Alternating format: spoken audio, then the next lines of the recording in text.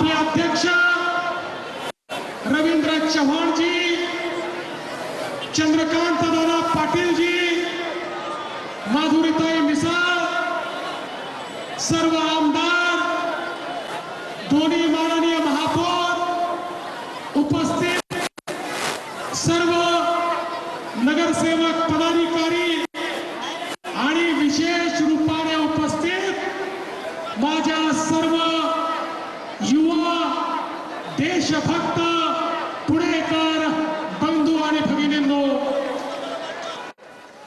ज्या एफसी रोडवर दोन्ही बाजूला गप्पा मारताना तरुणाई पाहायला मिळत होती, आज त्या एफसी रोडवर महापूर पाहायला मिळतोय।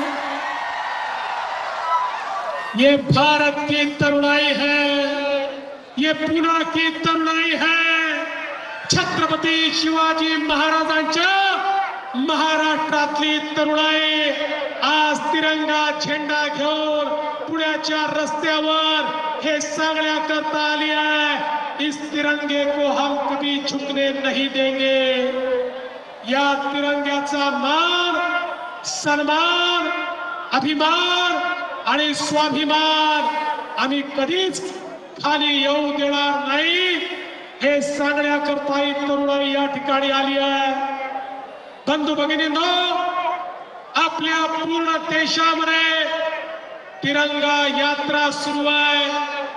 देशाचे प्रधानमंत्री माननीय मोदीजींनी संदेश दिला, 9 ऑगस्ट पासून 15 ऑगस्ट पर्यंत या संपूर्ण भारताच्या एकेका शहरामध्ये, गावामध्ये आपली राष्ट्रभक्ती प्रकट करण्याकरता तिरंगा झेंडा हातामध्ये घ्या आणि रस्त्यावर निघा आणि दाखवून द्या आमच्या तिरंग्याची शान काय आहे।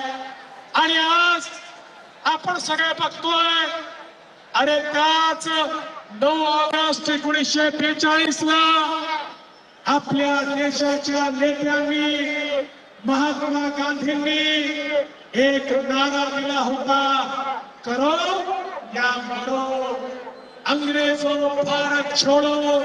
आणि त्यानंतर ज्या प्रकारचं आंदोलन, ज्या प्रकारची क्रांती सुरू झाली, त्या क्रांतीतून 15 ऑगस्ट 1947 ला मध्यरात्री आपल्याला कल्पना आहे, या भारताचा तिरंगा वर गेला। आणि मी या ठिकाणी सांगतो, आता जोपर्यंत पृथ्वी तलावर चंद्र आणि सूर्य आहे, जोपर्यंत या पृथ्वी तलावर छत्रपती शिवरायांचे मावळे आहेत, तोपर्यंत हा तिरंगा कोणीच खाली आणू शकत नाही।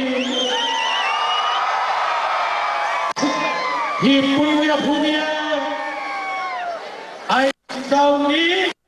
आणि छत्रपती शिवरायांनी ज्या भूमीवर सोन्याचा नांगर चालवला, ती पुण्यभूमी आहे।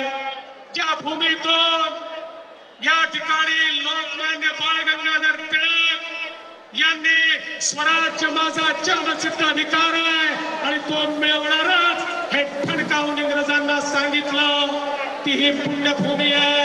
ही तीच पुण्यभूमी आहे ज्या ठिकाणी क्रांतिगुरु लहुजी वस्ताद साळवे यांनी क्रांतिकारकांची एक मांडियाळी तयार केली आणि वासुदेव बळवंत फडक्यांपासून तर वेगवेगळ्या क्रांतिकारकांना स्फूर्ती देणारी भूमी हीच पुण्याची भूमी, हीच पुण्यभूमी आहे। आणि म्हणून याच पुण्यभूमीत आजचा माझा तरुण हा पुन्हा एकदा नवीन भारताच्या निर्मिती करता या ठिकाणी रस्त्यावर आलाय। हा तिरंगा केवळ झेंडा नाही आहे, हा तिरंगा आमच्या मनामध्ये आहे, हा तिरंगा आमच्या संपूर्ण जीवनामध्ये आहे। आणि म्हणून तिरंगा हाती घेतला तर आपल्याला देखील हा तिरंगा हाती घेतल्यानंतर केवळ आपले अधिकार नाही तर आपले कर्तव्य देखील लक्षात ठेवावे लागतात। बंधू भगिनींनो, आज देशामध्ये अधिकार तर सर्वांना माहिती आहे, पण ज्या संविधानाने अधिकार दिले त्याच संविधानाने आपल्यावर काही कर्तव्य देखील टाकले आहेत.